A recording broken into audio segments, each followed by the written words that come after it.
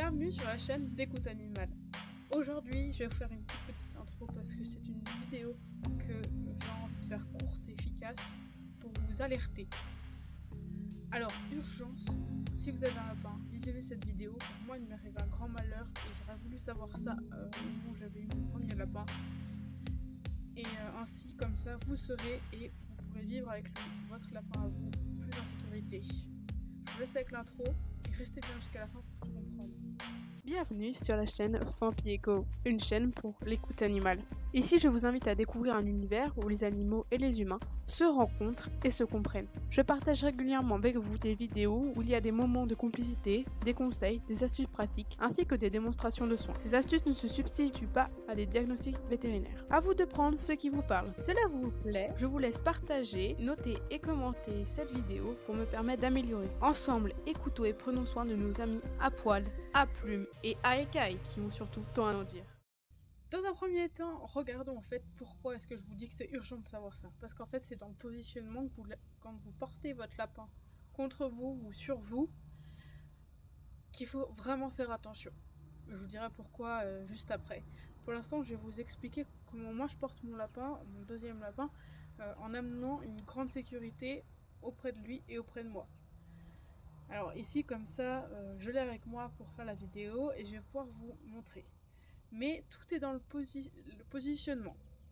Si votre lapin ne se sent pas en sécurité quand vous le portez, ne le portez pas. C'est aussi simple que ça. Et apprenez à le comprendre et à l'écouter. Et progressivement, pourquoi pas, amener à des éléments plus doux et réessayer à vouloir le porter petit à petit, faire des petits progrès progressivement, mais pas le forcer et qu'il n'y ait surtout pas de signe où il se débat, où il se sent en mauvaise posture.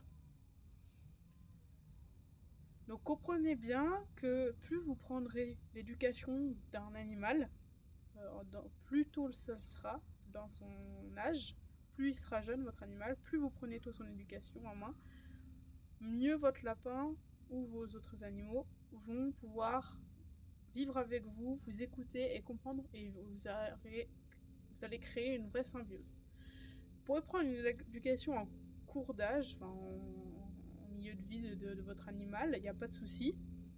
Ça va être plus dur, parce qu'il aura déjà tout un passif qui va être ancré en lui, alors que là, si vous prenez plus tôt, le plus tôt comme moi je l'ai fait, lui je l'ai eu, il avait 4 mois, et bien voilà, on a une réelle complicité, une réelle éducation, on a un lien qui s'est créé, je lui ai appris des tours, je lui ai appris des choses comme ça, parce que je m'y suis pris tôt.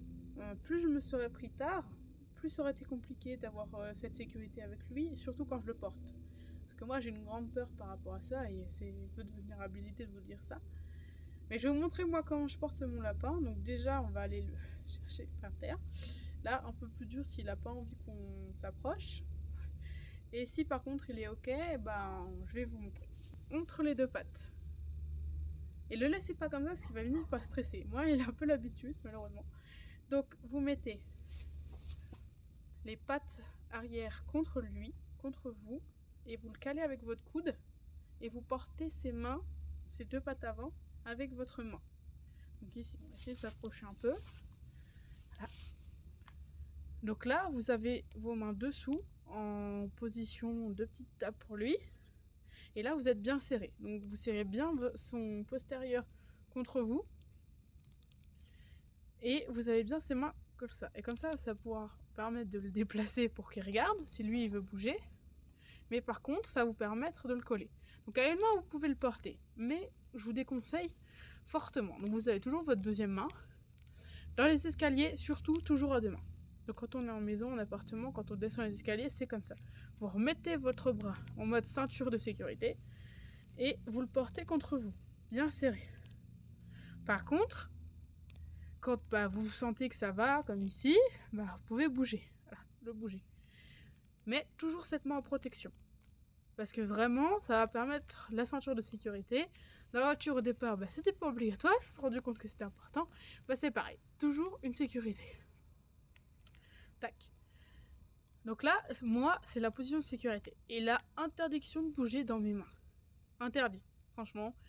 S'il bouge, comme là un peu, je me fâche et il sait qu'il n'a pas le droit de recommencer. Alors des fois ça lui arrive, et des fois c'est pas dangereux.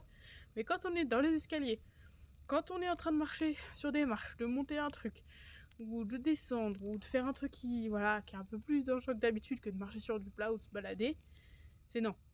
Littéralement, c'est non. Il a interdiction de bouger. Franchement. De bouger les pattes. Là, il peut dessus de la tête. Là, il n'a pas le droit, normalement. Mais bon, il se sent pas très en sécurité. Il a besoin de se rapprocher quand on voit, parce qu'on est dehors. Donc voilà. Sinon, autre position. Donc on va le reposer et vous allez voir. La deuxième position. Ne le laissez pas comme ça, parce que ça va le faire trembler. Donc les mains, là, vous servez votre main comme table. Dessous, sont postérieurs. Et toujours les doigts qui sont...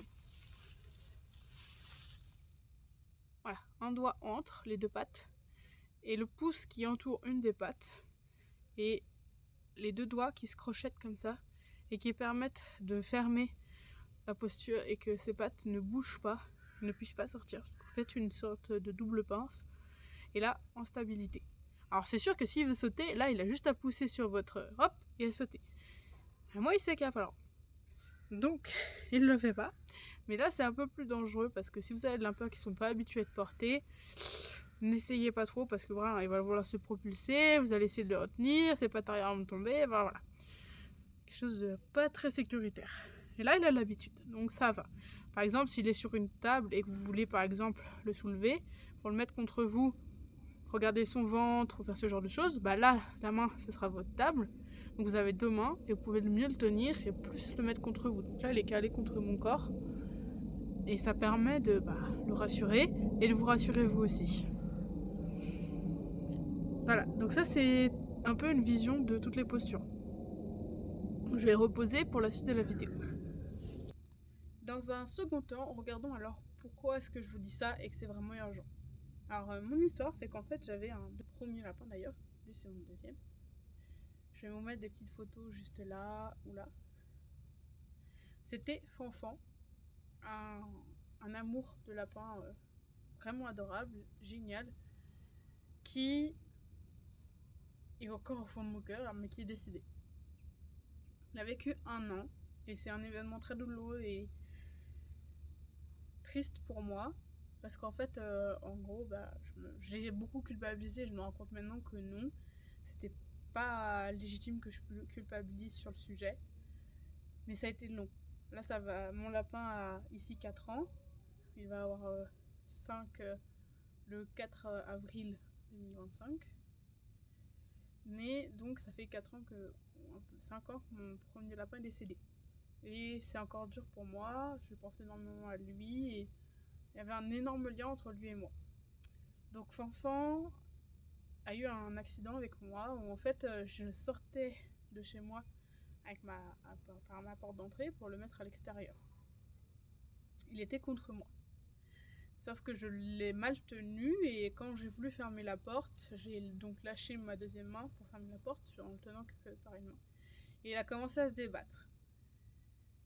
Et donc il est tombé de ma hauteur. Donc voilà, faites attention. Quand vous portez votre lapin, à être bien le plus proche du sol possible, genoux pliés ou assis par terre, si vous voulez mettre contre vous. Ça lui permet d'être beaucoup plus bas s'il tombe. Donc Fanfan a sauté de ma hauteur. Et en sautant de ma hauteur, ça lui a... il est mal retombé. Et en fait, après, quand je l'ai revu, le temps que je réagisse, il était allé s'enfuir et il courait très vite. Sauf que ses pattes arrière étaient complètement retournées. Il y a eu une...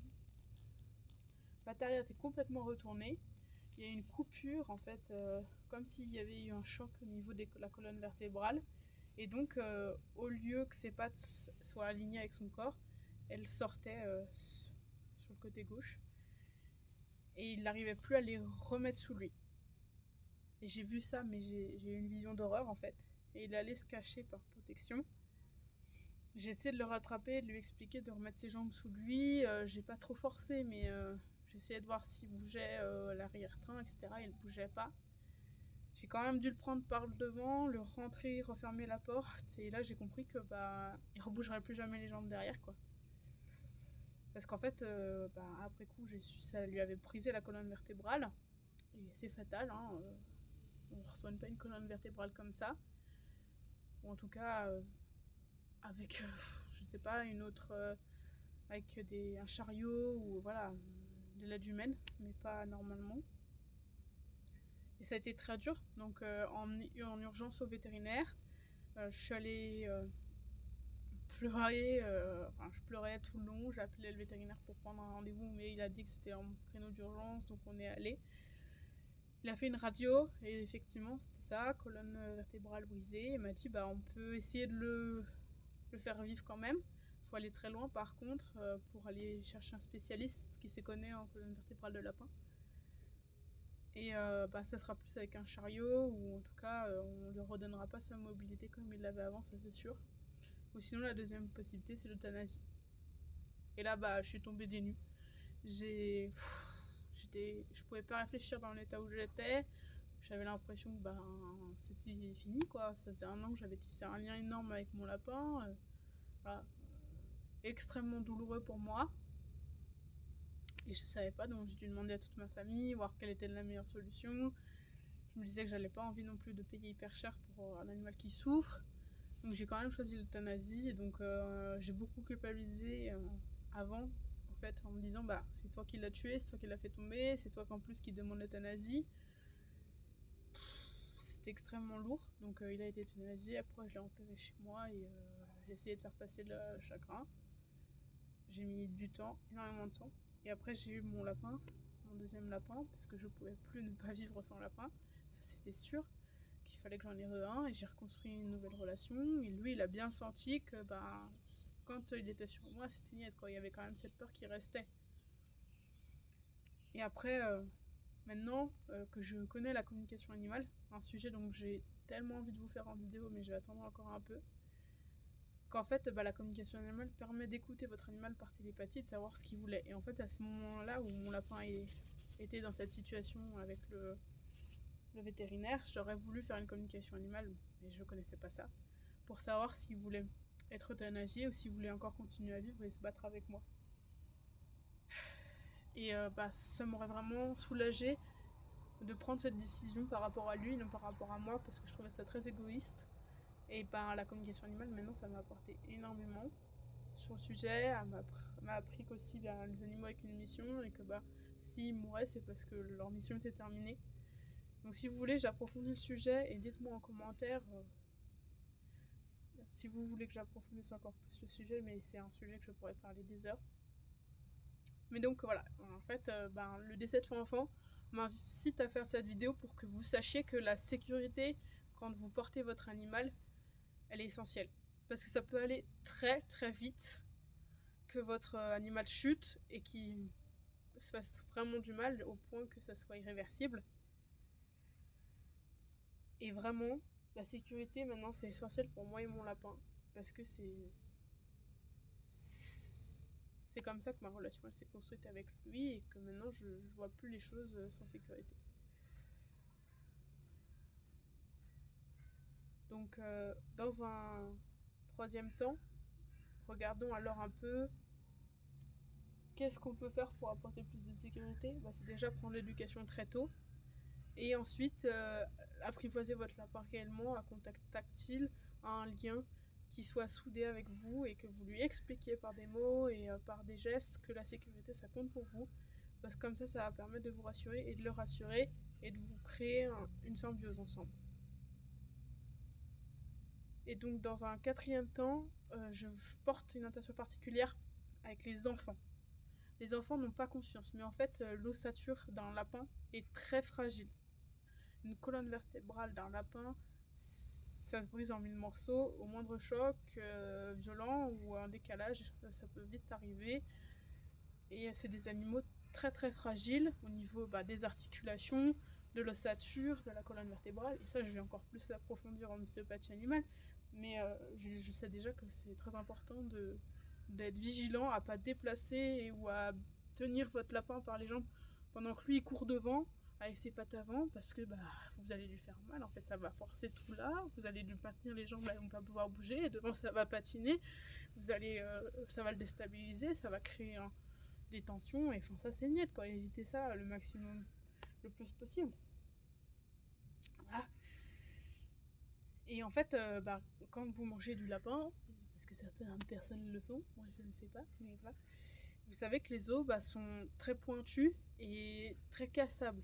En fait, c'est que dès que vous allez prendre, cuire votre lapin à manger, vous allez voir les os, on fait des cure-dents avec, c'est tellement fin. Et puis c'est aussi, si vous commencez à appuyer sur un truc, l'os du lapin sur un objet dur, ça va le briser en petits morceaux quoi. Enfin, voilà, c'est ça, le lapin c'est très fragile. Imaginez que c'est de la porcelaine. Alors quand vous êtes avec des enfants, non, regardez bien que y ait votre lapin jamais debout avec votre enfant, parce que c'est même la hauteur d'un enfant, c'est déjà très haut. Alors vous apprenez à votre enfant aussi à prendre votre lapin quand il est assis et non quand il est debout, à pouvoir le caresser en sécurité et à avoir cette sécurité auprès de votre lapin et auprès de votre enfant, parce que c'est essentiel quoi. Donc voilà, regardez bien avec votre enfant que c'est fragile et que c'est la sécurité avant tout, et que les enfants ne fassent pas n'importe quoi avec le lapin, et qu'ils le laissent aussi, s'il n'a pas envie, dans sa zone de repos, sa cage ou autre, sur le côté, voilà, ou autre, mais qu'il y ait des moments de stop quoi. Les enfants sont très stimulateurs et le lapin il n'a pas forcément envie d'être stimulé tout le temps. En conclusion, cette vidéo était essentielle pour moi pour partager avec vous l'urgence qu'il y a à établir une sécurité entre votre lapin et vous-même, parce que c'est quand même ce qu'il y a d'essentiel pour assurer sa survie et sa vie, pour pas avoir d'accident comme moi j'ai vu que j'ai pu vous raconter, et pour aussi pouvoir créer un vrai lien et une approche aussi rassurante que possible. Donc tenez votre lapin dans les meilleures conditions, avec une position qui soit confortable pour vous, mais aussi confortable pour lui. Je vous ai pas dit, mais par exemple, c'est toujours avec mon bras droit que je le prends, non avec le bras gauche. Et si je le prends avec le bras gauche, il essaye de tourner pour se remettre dans la position qu'il connaît. Donc ça, voilà, ça crée aussi des automatismes pour vous et pour lui. Et vous allez enfin pouvoir être tranquille et sécurisé pour prendre votre lapin et qu'il n'y ait pas d'accident. Alors, faites vraiment attention à la position qu'il a contre vous, et prenez-le bien contre vous si vous le portez, jamais sans sécurité et jamais à hauteur d'humain. Privilégiez d'être au sol ou assis. Ou assise, pardon. Donc je vous souhaite sur ce une belle journée et à bientôt sur la chaîne des Côtes Animales.